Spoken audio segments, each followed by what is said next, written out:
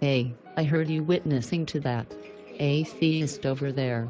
Why didn't you tell him the real reason God commanded genocide? I did. I told him that it wasn't genocide God commanded.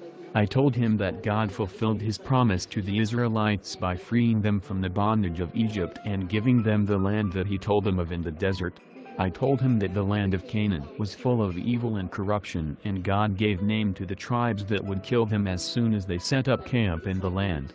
I told him that it is not wrong for God to command such a thing because he is the one true living God, and his law and action shows us his omniscience and standard of holiness. I told him that it was God's righteous judgment to send the Israelites into Canaan, destroy them, and put an end to their abhorrent acts.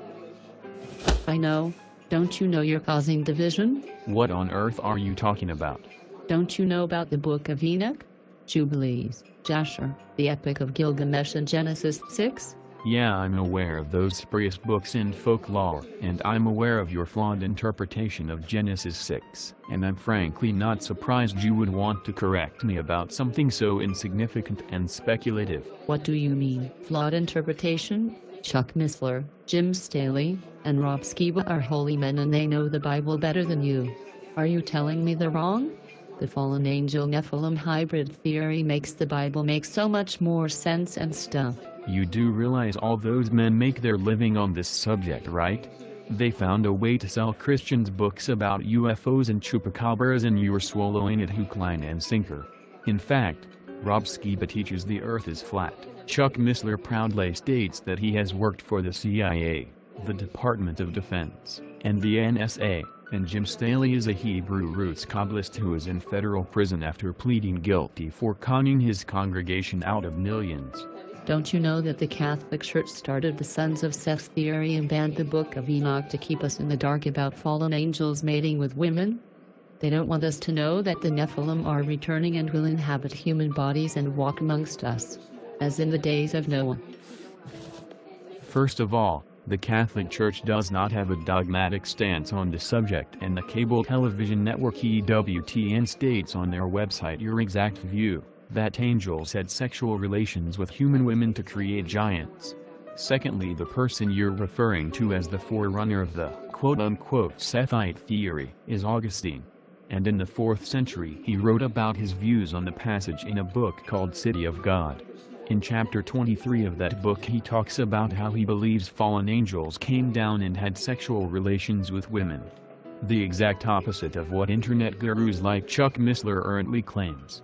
The origin of the either views are not known, but if anything the fallen angel view is a Kabbalistic, esoteric, Gnostic view. Even historian Flavius Josephus believed in it. Likewise so does the Babylonian Talmud. Thirdly, the Bible does not say anything about Nephilim returning, or that the sons of God and the daughters of men created giants.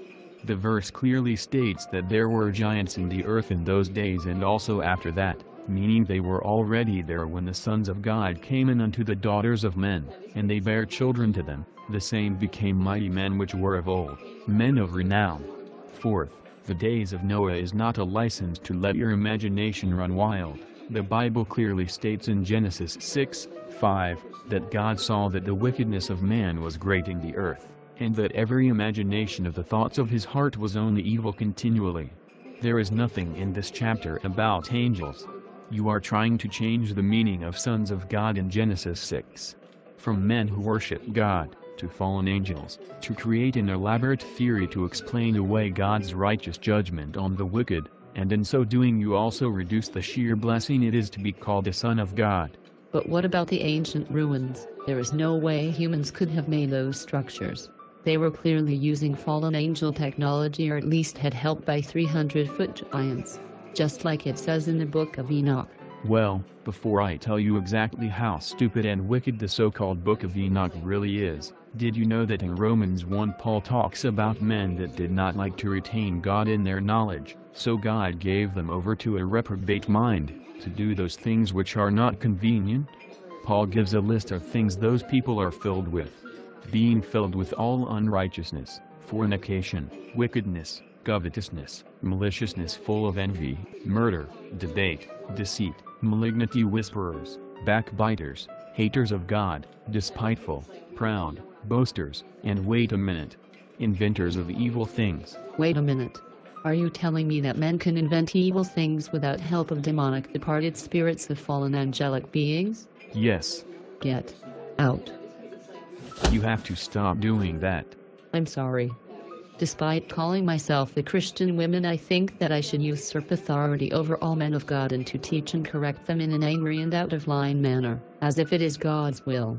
Even though the Bible clearly instructs me otherwise, I prefer to be a rebel and a Jezebel.